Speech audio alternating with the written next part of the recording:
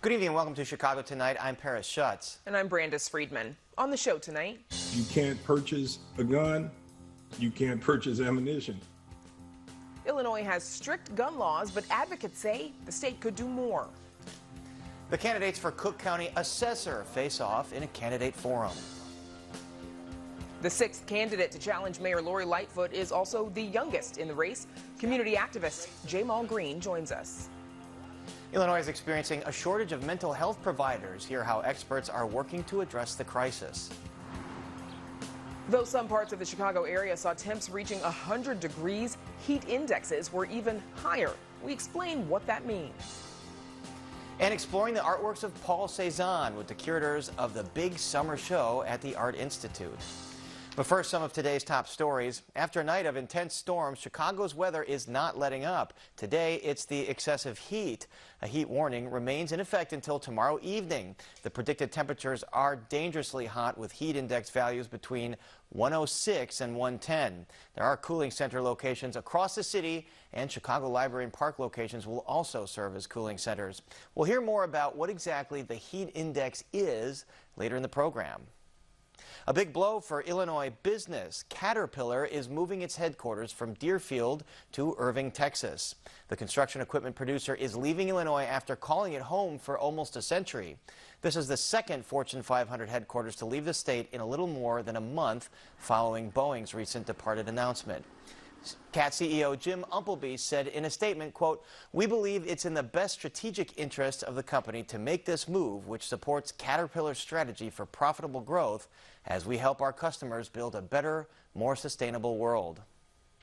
And you'll spot a new flag outside some Cook County buildings as the county's flag advisory panel approved a new design.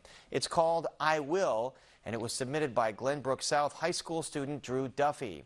The board received nearly 300 submissions to the competition, some hand-drawn and some digital. The previous flag was adopted in 1961. Commissioners say the old flag may have been appropriate for its time, but the new one brings the county into the modern age. And up next, as action on federal gun laws ramps up, a look at state firearms measures right after this. Chicago Tonight is made possible in part by Alexandra and John Nichols, the Jim and Kay Mabey family, the Polk Brothers Foundation, and the support of these donors.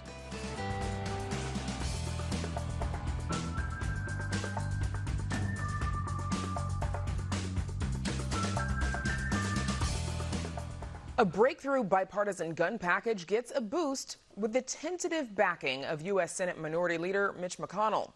As members of Congress tiptoe toward taking federal action, state legislators are likewise focused on firearms measures. Amanda Venicky joins us now with more. Amanda. Yeah, Brandis, Illinois often gets mentioned in national discussions about gun laws. Right after that school shooting in Uvalde, Texas Governor Greg Abbott pointed to gun crime in Chicago, despite relatively strong gun laws in Illinois, as a sign that they don't work. Now, critics dispute that charge, saying that it's guns flowing in from neighboring states that have weaker laws that effectively neutralize Illinois' efforts to clamp down on firearms. But in the wake of high-profile mass shootings as well as surging in crime, what more can be done is getting attention. So Illinois does have some gun control laws on the books. It's among the states with the red flag law, in which guns can be temporarily removed from somebody if a court deems them dangerous. Also, the state was last to allow for concealed carry. A license is required to have a gun in public. Also, all gun owners in Illinois need to have a FOID, or a fire owner's identification card. All that has led the Giffords Law Center for Gun Control to rank Illinois 8th in terms of strength of gun laws. Still, Illinois legislators say that they could do more to curb gun violence, including implementing ballistics technology known as microstamping. Another new Illinois law, it bans so-called ghost guns. Those are guns without serial numbers. But what if there's no gun at a crime scene? Microstamping marks the bullets.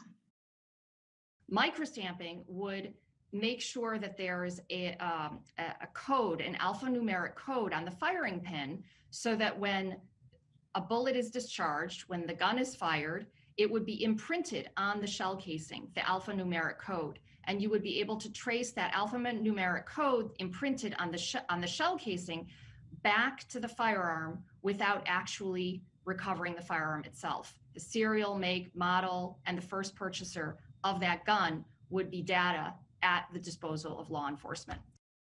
New York actually just passed a micro-stamping law, though doubters say it's no magic bullet, if you will, questioning if the engravings could wear off and also who would control the database of all of those alphanumeric codes.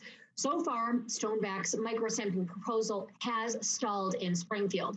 Meanwhile, State Representative LaShawn Ford expects, however, his plan, also dealing with bullets, will get a positive reception when the legislature reconvenes. He wants to close what he says is a loophole that allows people whose FOID cards have been revoked to still buy ammunition. It just simply says that if you can't purchase a gun, you can't purchase ammunition. If you can't possess a gun, you can't possess ammunition. And if your FOID card is revoked, then you can't go into a gun shop to purchase ammunition. Why should we allow that to continue? Because if people continue to buy ammunition, that means that they have guns somewhere to use that ammunition for. Stoneback and Ford are among the legislators that favor Illinois requiring fingerprints as part of background checks when folks apply to have a gun permit, but recent attempts to require that have failed. Instead, Illinois encourages it, really offers an incentive. Share your fingerprints and then get speedier processing for those gun permits. Though a backlog that had really gotten big is now down, gun owners still complain that the state is too slow processing FOIDs. Ford says that has to change.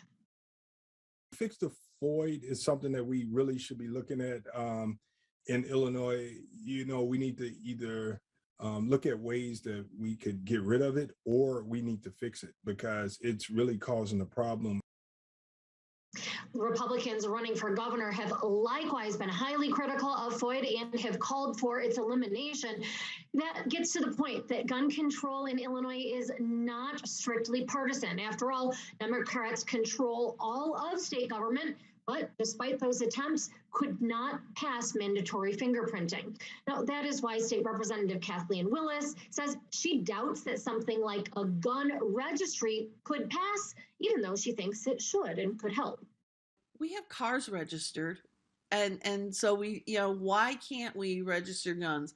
The big fear is always from the gun lobby that this is Big Brother stepping in too much. But, if you are a lawful gun owner, we don't care how many guns you own. Why are you afraid to report that? She says she knows that most guns used in crimes were illegally obtained, but she says they were initially purchased legally. Now, Willis, meanwhile, is also a sponsor of a law that was actually just signed Friday that requires the state to implement a public awareness campaign on gun storage. Trying to get gun owners to recognize the dangers of children getting a hold of guns and having tragedies happen in their household, whether it's little toddlers or adolescents. If those guns are safely secured, that way the gun owner will have them for what they need it for, but we can keep them out of the hands and avoid tragedies in the home. Now, we've been talking about gun control measures. Bills have been introduced in the General Assembly that would go the other direction and restrict guns, do away with and repeal the FOID process, but those have had even more trouble advancing in Springfield. And Brandis, that is not likely to change anytime soon. Back to you. Amanda, thank you. And now to Paris with candidates running for Cook County Assessor. Paris. All right, Brandis, thanks. There is a heated primary for Cook County Assessor, and that's the post that assesses the value of each of the county's nearly 2 million properties, thus determining what level of property taxes residential and commercial property owners pay. Now, incumbent assessor Fritz Kagi took over after defeating Joe Barrios, who presided over a system many claimed catered to the wealthy and clouded. But Kagi's challenger, Metropolitan Water Reclamation District Board Chair Carrie Steele, says Kagi has not fixed the system. And joining us now as they appear on the ballot are Carrie Steele, president of the Metropolitan Water Reclamation District Board. She's also a certified real estate assessing officer. And Fritz Kagi, the current Cook County assessor who was elected in 2018. Welcome both of you to this forum. I'll start with you, Assessor Kagi. You inherited a system that multiple studies concluded was broken. It punished lower, poor homeowners, often communities of color, at the expense of wealthier property owners, often commercial property owners. How have you changed this system? Well, we've moved the system in the right direction to make it ethical, transparent, and fair. Last year was the first time that the median residential homeowner in Chicago had their property tax bills fall. The same thing happened in the north suburbs for the first time in a decade. And it happened in many south suburbs too, in places like Harvey, in Markham, in Dixmoor, by several $100s. And that was because we made sure that the biggest buildings weren't so undervalued like they were before, that they paid their fair share, and that reduced the burdens on homeowners. And the best is yet to come with the reassessment of Chicago. Homeowners' share of the burden is going down 9 percentage points because big buildings downtown like Trump Tower and the Willis Tower are finally being fairly valued in line with the market. And that is going to be keeping their more than $500 million, close to $600 million if the base stays as it is now, staying in the neighborhoods with homeowners and small businesses rather than having to pick up the bill for those big building owners downtown. That's what we've achieved. Commissioner Steele, is this system now fairer and more equitable than it was under Joe Barrios? No, it is not more equitable, and we're not seeing the transparency and equity that we deserve to see. One thing I would like to mention is that the current assessor has not made housing affordable for all households across Cook County. I would not assess anyone out of their house or apartment.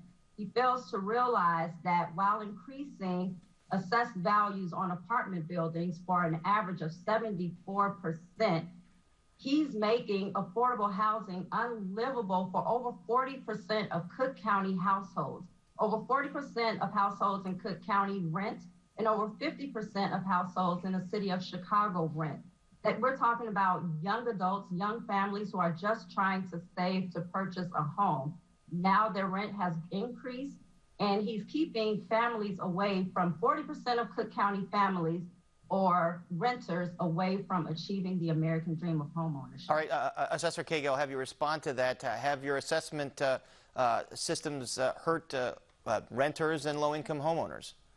Absolutely not, because the reason is we got passed a bill called the Affordable Housing Bill that's going to dramatically increase the renovation and construction of new affordable housing that's tied to incomes rather than market rates. And, frankly, what was the biggest disparity in our property tax system? It was undervaluation of the biggest commercial properties, including those big apartment buildings, by more than 50%. That burden was transferred onto homeowners and renters who live out in the neighborhoods. Small landlords had to pick up the burden for the big buildings downtown, just like everyone else did.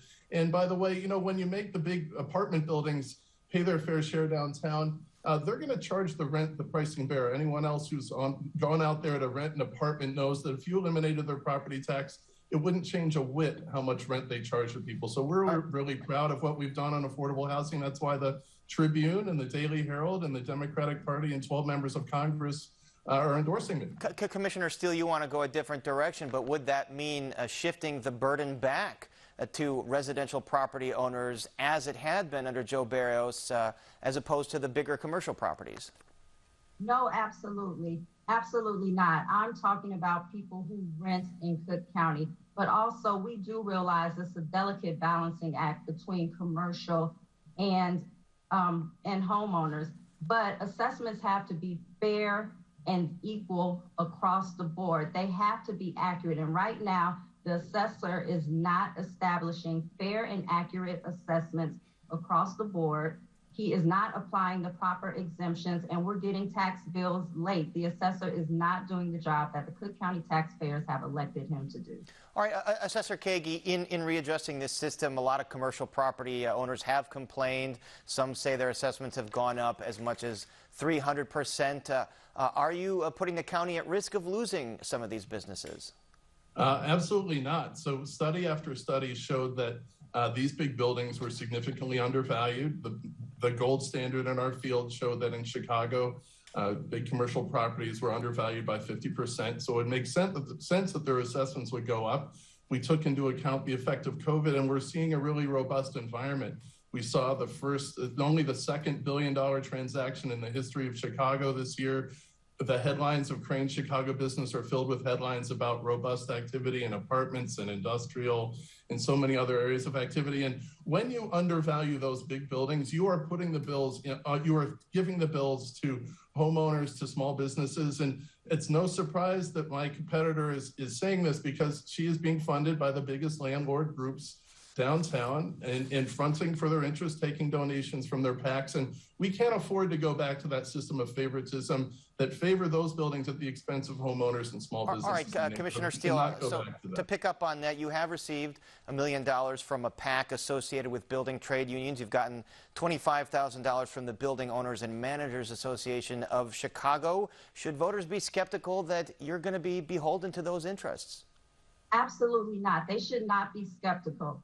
I am not a self-funded millionaire that can give myself over $2 million to finance a campaign. What I can tell you is that, one, I have a variety of supporters that are very diverse in age, race, economic status, gender. We have community groups that support me, labor unions support me, and business owners support me. One thing they all have in common is that they see the mismanagement in the Cook County Assessor's Office. They love Cook County, and they are worried about the direction that we're heading in. Everyone is simply giving what they can. And as far as the large donation from labor, I am proud to have the support of hardworking men and women that build the buildings in the city, and they're blue-collar workers. I want to be a voice at the table for hardworking, everyday families that need stability just so they can plan their finances. And for the small businesses, we know they deserve predictability. And Fritz, with you assessing small businesses at over 200% their assessed value right now during a pandemic, you are destroying the economic anchors in our neighborhoods, and you are lowering our tax base. And we need our neighborhoods to thrive. I will be the type of assessor that thinks about the long-term effects of the decisions I'm making and keeps the everyday hardworking family in mind and keeps our neighborhoods in mind. All right, Assessor Kagi, economic development and jobs. I'll give you a chance to respond there. Are you assessing small businesses 200% higher than they had been? There's no data that indicates that. You can look in any neighborhood in the city of Chicago, and no neighborhood has small businesses where assessments are on average up 200%. There are some properties that are up by that much, but some of those properties are ones that were getting huge reductions for vacancy that my opponent wants to bring back, wants to reinstate.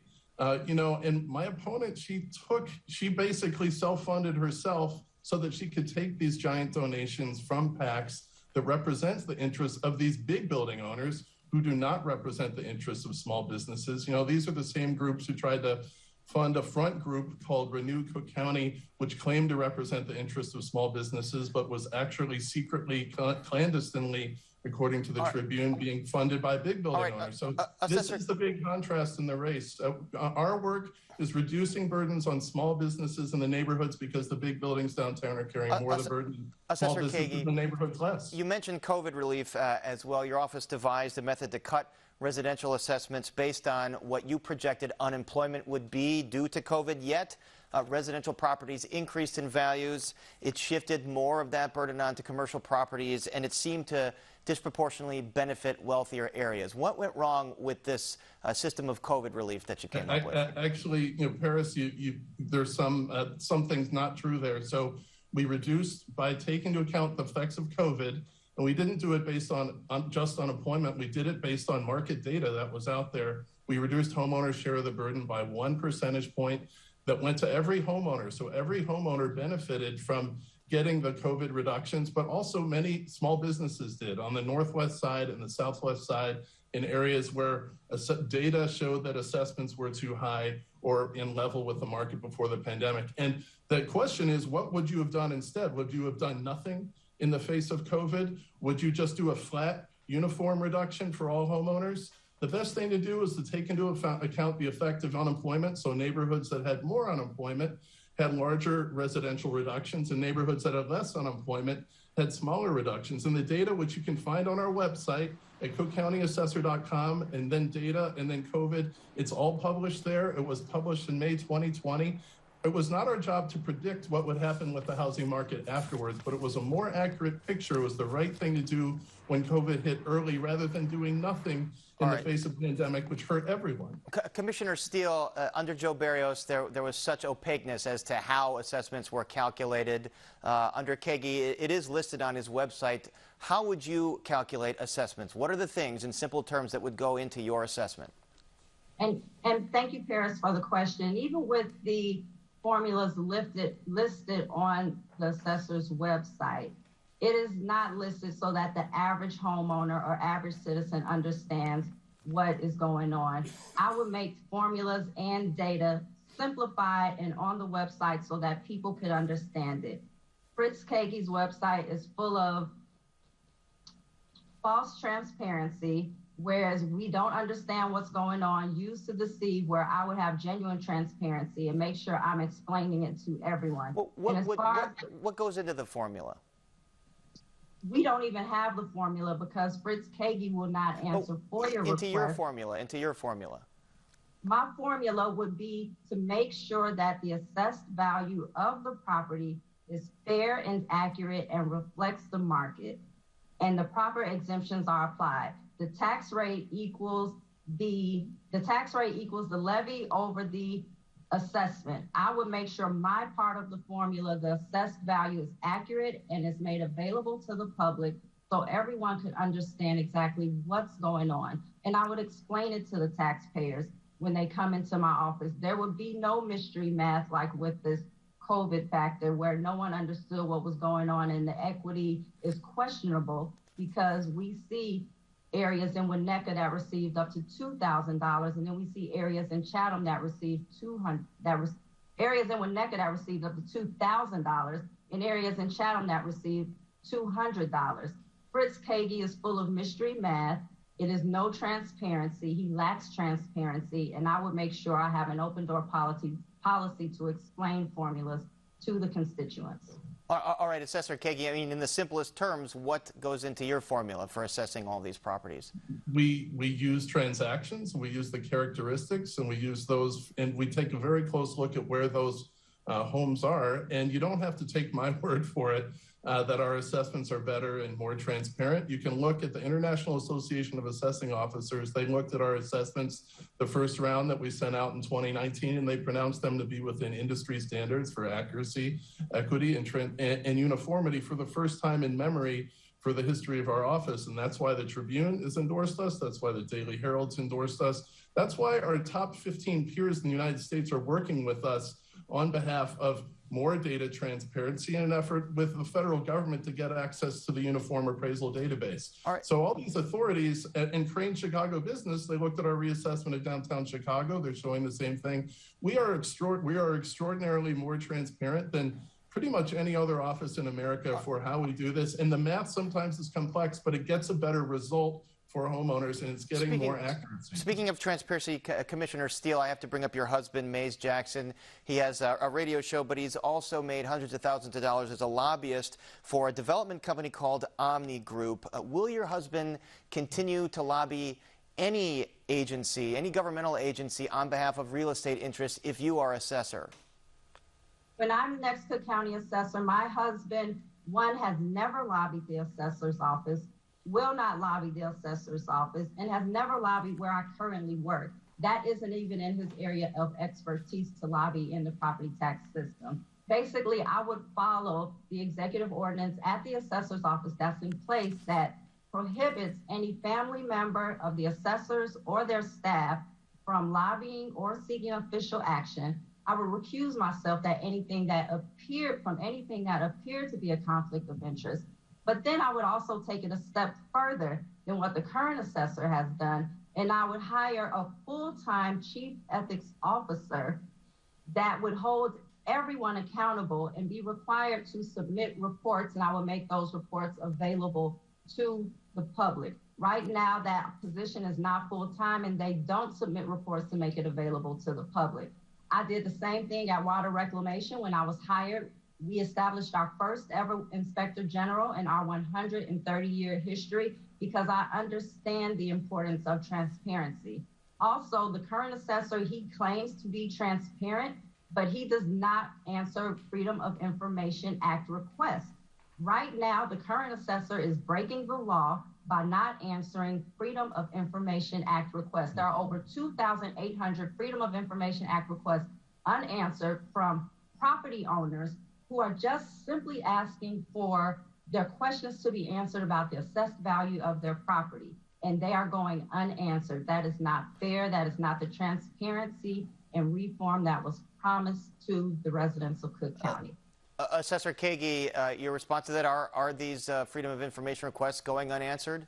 I have to go back to the first part. There was a very deceptive and disturbing answer by Commissioner Steele, because the problem isn't whether someone is lobbying the assessor's office or not. The problem is if you're taking money in your personal bank account from real estate developers, by whatever label you traffic by, that is an unacceptable conflict of interest. That is far worse than what we saw under Joe Barrios, because you would be taking money into your personal bank account from the people that you're assessing, and you can call it whatever you want. It's incredibly unethical and astounding that you would still let that to happen. And I got to answer on the FOIAs that, the Crane's article said that we're answering FOIA requests within 3 days, which is within the legal guideline of 5 days. We've dramatically improved from where the assessor's office was before under Joe Barrios, and that's why people who care about transparency, like the Tribune, like the Democratic Party, like the Daily Herald, like good government organizations, are endorsing us in this, because they don't want us to go back to these conflicts of interest,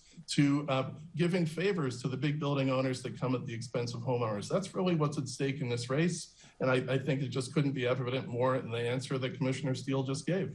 Commissioner Steele, I also have to bring up comments that your husband made on his radio show that drew a rebuke from Latinos. They were seen as racist to Latino, and comments that he allowed that were anti-Semitic. You've apologized for them, but is this a liability for your campaign? I have apologized for any hateful statements that were made on the Mays Jackson Morning Show that have hurt any race, color, creed, group, LGBTQIA community. I do not support hateful language. I rebuke any hateful language. I've had to talk to my husband about this, and he has pledged to do better. And he will also think about the words that he uses to that might affect other marginalized groups. Oh. But I also like to remind people that I myself have 10 years of over 10 years I've been a public servant with an unblemished record, and I've led my agency, organization, and office on inclusivity and diversity. At Water Reclamation, we have made a lot of steps to show our diversity and inclusiveness proudly, and I like to have people reflect about that when they're thinking about supporting. Understood. I want to ask one policy question to both of you very quickly. As you know, commercial properties are assessed at 2.5 times the rate of residential properties. Would either of you push for a state law that would change that would make it uniform? I would not.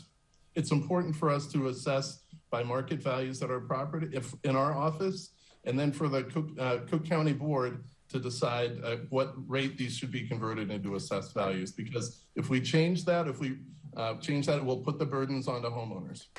Commissioner Steele, should the law change that commercial properties and residential properties are assessed at the same level? I will work with the Cook County Board and with the constituents across Cook County and be a voice at the table for what they want. I believe that we should all work together and decide what's best to fix the broken property tax system. So I will be a voice at the table for everyone and make sure that I work as a consensus builder with the elected officials involved and different organizations involved in the property tax system to make sure we're all making the best decision for Cook County. All right, we're going to have to leave it there. Our thanks to Carrie Steele and Fritz Kagi for joining us. Thank you so much. Thanks. Thank you. Have a good evening. You as well. And don't forget, you can check out our 2022 voter guide to hear more from these candidates and others on why they want your vote. It's all at WTTW.com/voter guide. And we're back with more Chicago Tonight in just a moment, but first, a look at some of our upcoming candidate forums.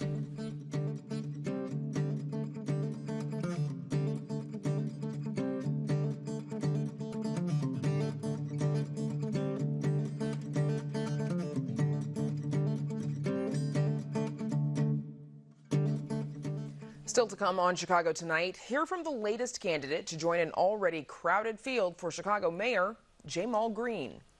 Today was hot, but even hotter, the heat index. We explain what that is and why the measurement matters. A shortage of mental health providers across the state. Hear how behavioral health leaders are working to address the crisis.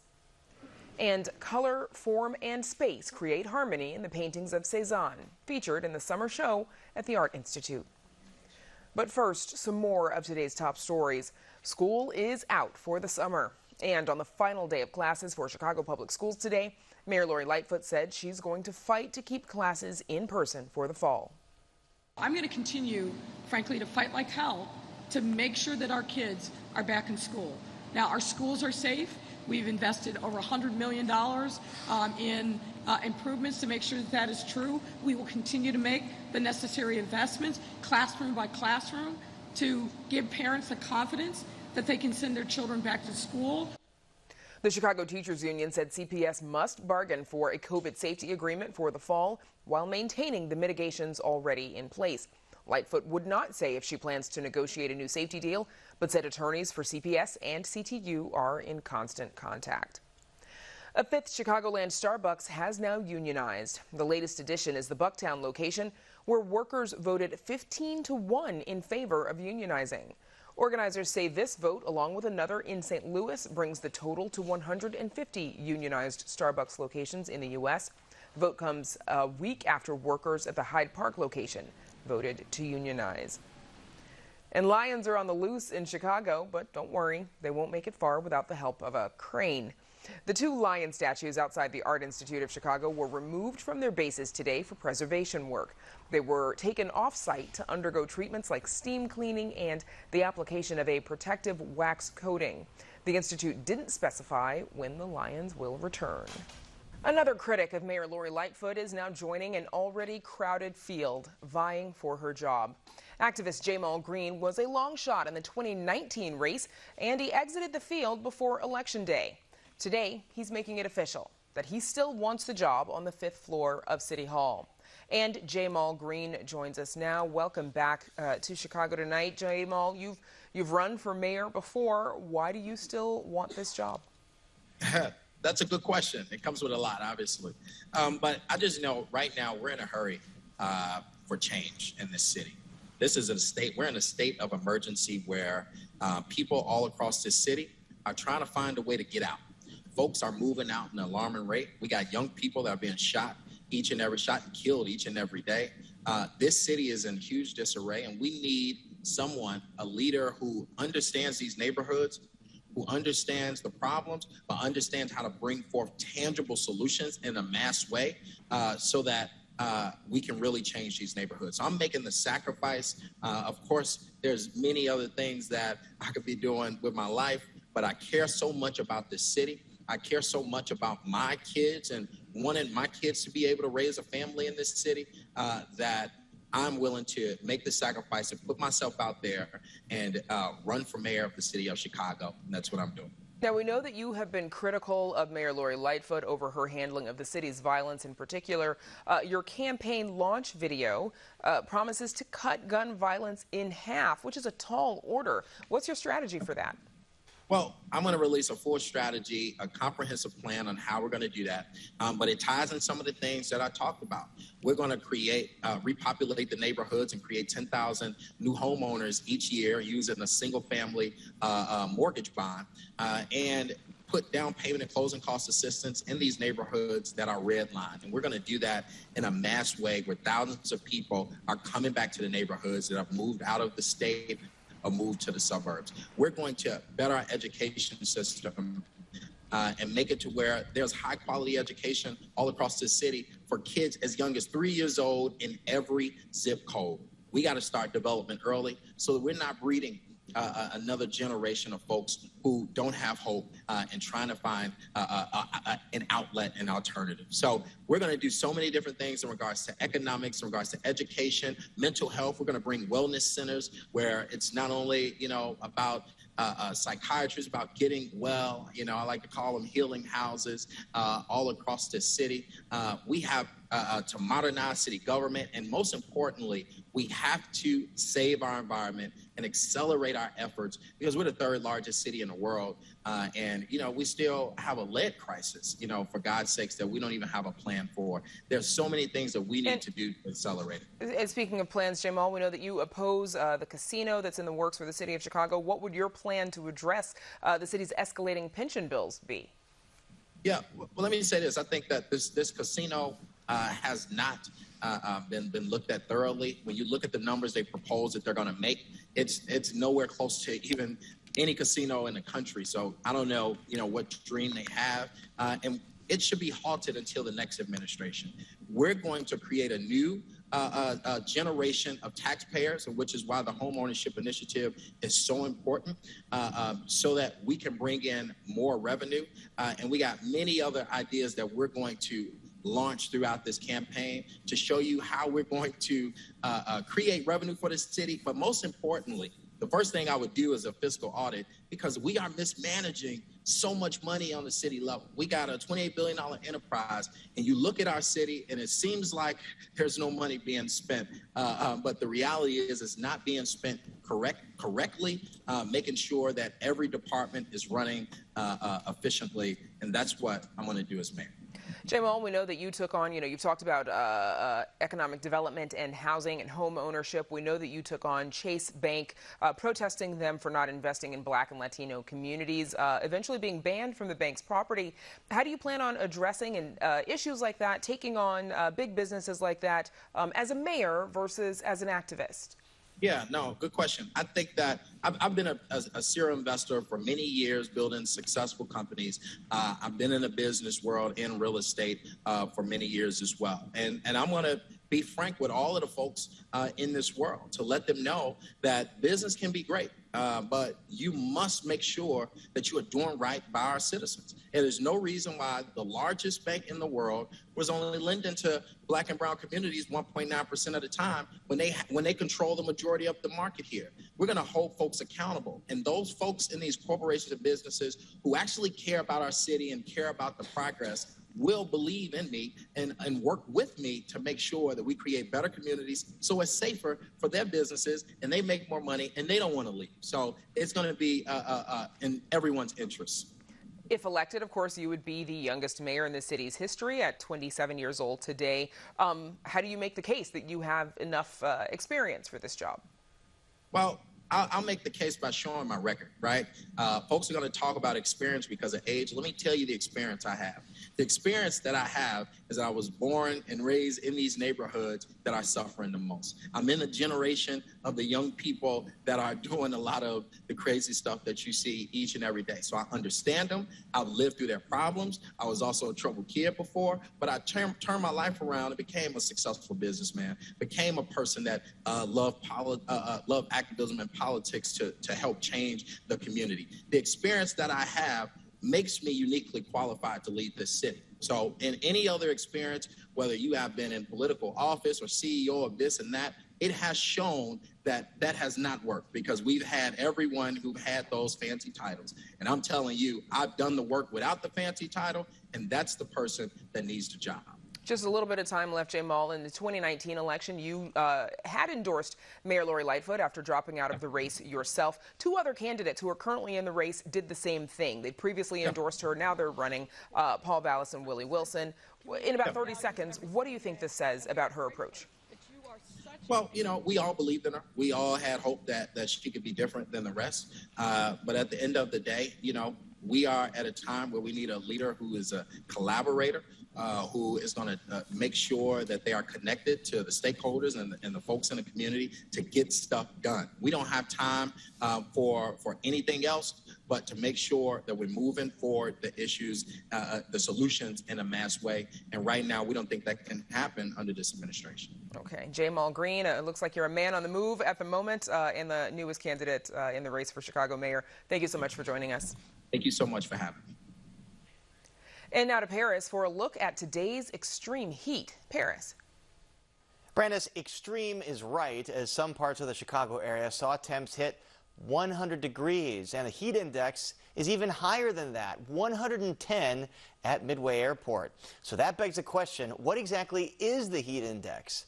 WTTW News reporter Patty Wetley joins us now to explain. All right, Patty, to my question, what exactly is the heat index? Well, you'll sometimes hear it as like real feel. And if you're wondering, well, how do they arrive at real feel? They take the actual air temperature and they also factor in relative humidity, which has to do with the dew point and how much moisture the air has relative to what it can hold. You put those two together and that gives you the heat index. So it really, you need the high temperatures and high humidity. That's when you get into heat index issues of, 10, 15, 20 degrees above what the actual air temperature is, how it feels to us in our bodies. And why is that an important measurement? Because you always hear meteorologists talking about the quote-unquote real feel or the heat index.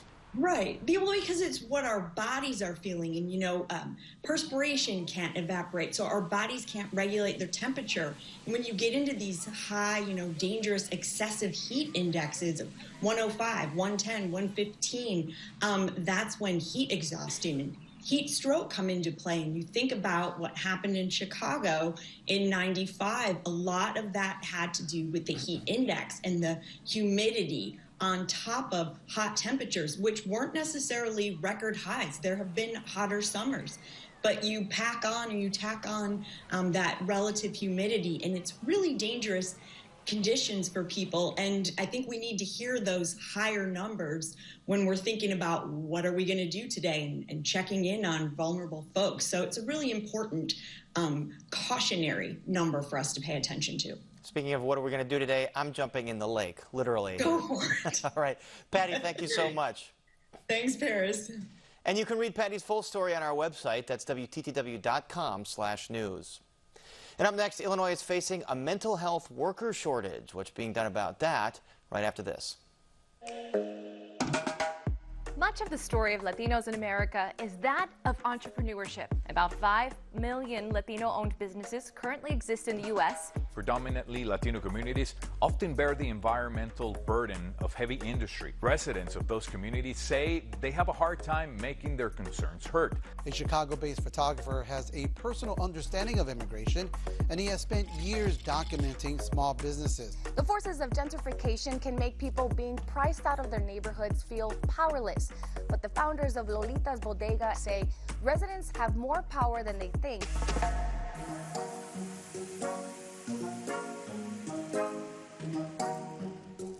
COVID has worsened what behavioral health leaders say was already a serious shortage of mental health providers. Illinois has only 13.8 behavioral health care professionals for every 10,000 residents. That's in comparison to the national average of 21.4. Lawmakers recently passed a bill meant to address this shortage. The bill makes it easier for retired mental health professionals to return to the field, provides tax incentives for employers to hire people recovering from mental health or substance use disorders, and creates access to state grants for community providers. Joining us to discuss this shortage and more are Judd DeLoss, CEO of the Illinois Association for Behavioral Health, and Dr. Neha Gupta, Vice Chair of Psychiatry at Rush University Medical Center. Thanks to you both for joining us. Judd, if you would, give us a sense, paint a picture for us of just how bad the shortage of mental health providers is in Illinois. Yes, as you mentioned, prior to the COVID pandemic, we were suffering greatly from a shortage of workers, and since then it's been exacerbated by the COVID pandemic. We have seen losses unprecedented in the field, in the community-based system, Workers are fleeing because of overwork, burnout, dealing with COVID. The opportunities for greater compensation are available elsewhere. Fortunately, due to legislative changes recently, we're going to see a change with respect to reimbursement and thus the ability to pay a fair wage to those workers. And Dr. Gupta, what would you say are some of the factors that have contributed to this shortage that we're seeing in Illinois? I think it's important to remember that the healers or the therapists are burning out themselves, and that it's very important for us to create strategies where we can take better care of our providers, who also are part of the population that have had a 25% increase in the prevalence of depression and anxiety, worldwide. So providers are part of that population. So I think we need to be really cognizant about the mental health of our therapists. Certainly. Judd, you played a big role in writing the legislation that'll go into effect in July. What were some of the roadblocks thus far in addressing this health shortage in the behavioral health workforce? Well, I think first and foremost was an investment by the administration in behavioral health care. Governor Pritzker made that part of his mission and certainly followed through. We did see an incredible increase, not in this particular legislation, but in the budget, 47% increase in addiction reimbursement for serving those individuals, as well as substantial increases in mental health treatment. So I think that was the biggest initial roadblock. As far as getting this legislation passed, we dealt with a variety of issues in terms of trying to come up with measures that would meet the needs of providers, community-based, hospital-based providers, and give them the flexibility to provide what those individual therapists, counselors, clinicians, psychologists, psychiatrists needed to address, as Dr. Gupta mentioned, the overwhelming burnout that they're facing as well.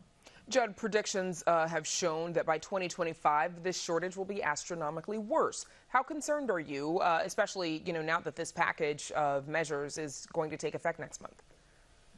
Well, I think it starts with the measures that were passed, but there's a larger issue with respect to the behavioral health care workforce.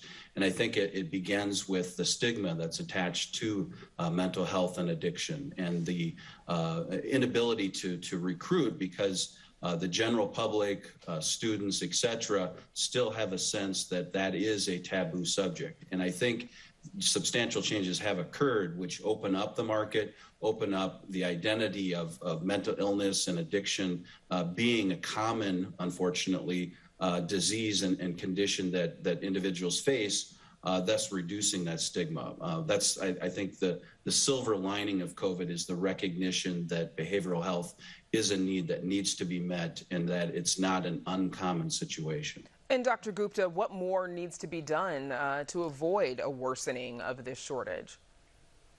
Well, I think it's important for us to develop more integrated care programs. So at Rush, we have the Collaborative Care Program, which brings a team of mental health therapists, social workers, and a mental health registry into primary care.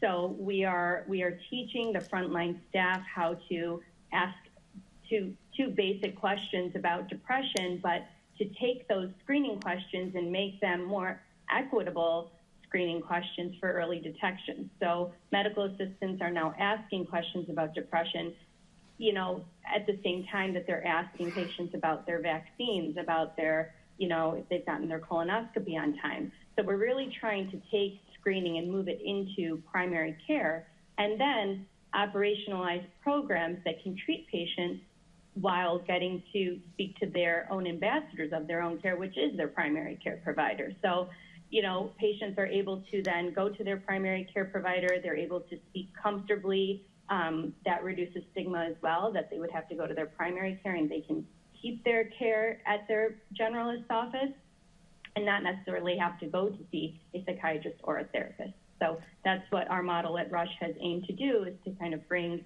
mental health care into the primary care setting. Dr. Gupta, do you think that's something that could be replicated elsewhere? Absolutely. I think that state legislatures have have started to approve codes for integrated behavioral health that primary care providers can actually bill and use and that are covered by insurances. So I think that this is a very reproducible model. It was first developed at the University of Washington and has been scaled to over 1,000 programs around the world. So it's definitely. Thank you. So telehealth, Judd, has become widely used during this pandemic. Would you say it's here to stay? Well, I certainly hope so. I think the pandemic did demonstrate that telehealth and behavioral health is particularly well suited for that particular condition and treatment. Individuals don't have to travel to the office. The stigma, again, that we've talked about tonight, individuals don't have to go into the clinician's office and face or the treatment provider's office. They can do it from the comfort of their home. We are hopeful. The commercial telehealth bill did pass a few sessions ago, which guaranteed parity with respect to reimbursement for behavioral health treatment via telehealth. But we have not seen anything as permanent with respect to Medicaid, which is something. Well, it's definitely gotten. I think a lot of us are used to it as this isn't telehealth, but it's a Zoom interview that's happening right now. But that is where we'll have to leave it. We're out of time. Judd and Dr. Gupta, thank you so much for joining us. Thank you.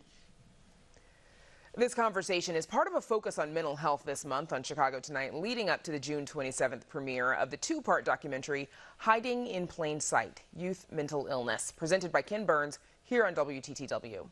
Up next, exploring the artworks of Paul Cezanne, but first, a look at the weather.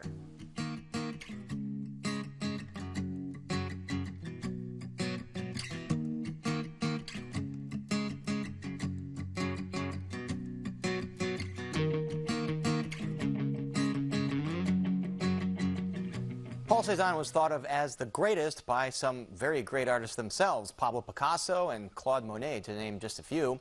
The Art Institute, along with the Tate Modern in London, is presenting its first exhibition of Cezanne in 70 years. Producer Mark Vitale met the curators on a busy afternoon at the museum.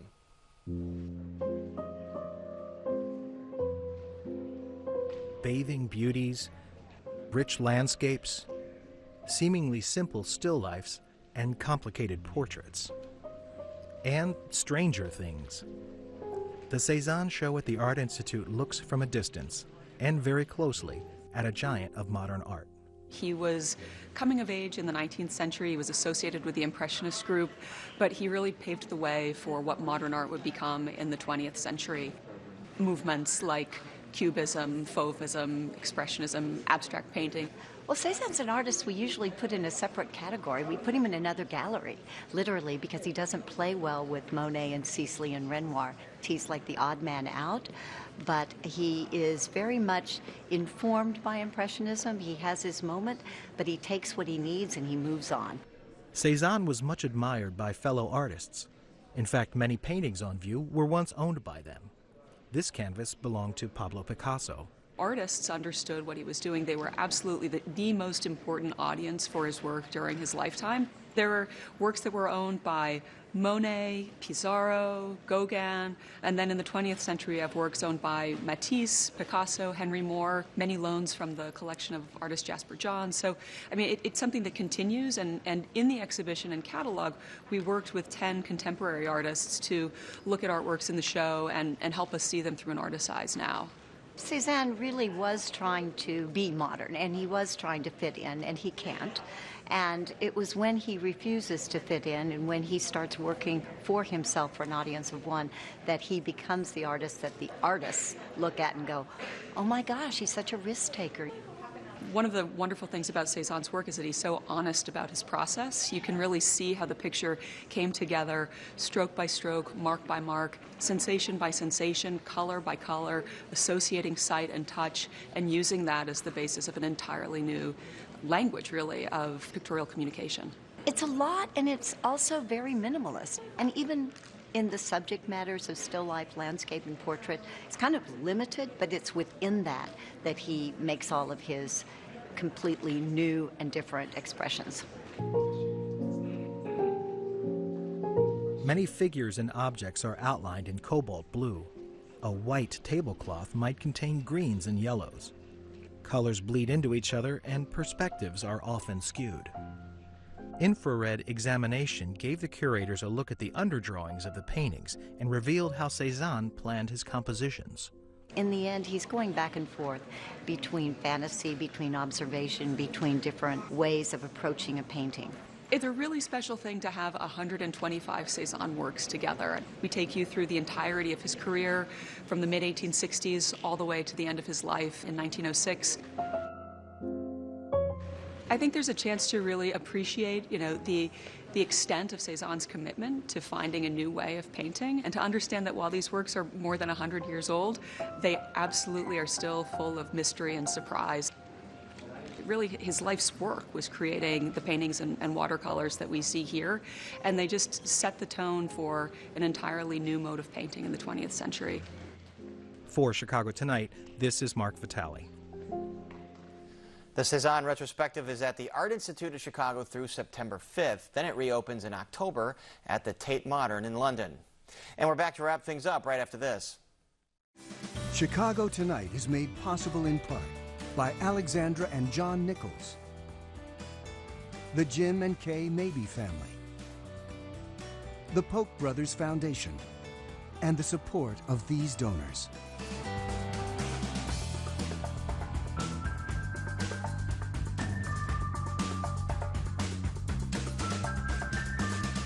And that's our show for this Tuesday night. Please join us tomorrow night live at 7. And now for all of us here at Chicago Tonight, I'm Paris Schutz. And I'm Brandis Friedman. Thank you for watching. Stay healthy and safe, and have a good night.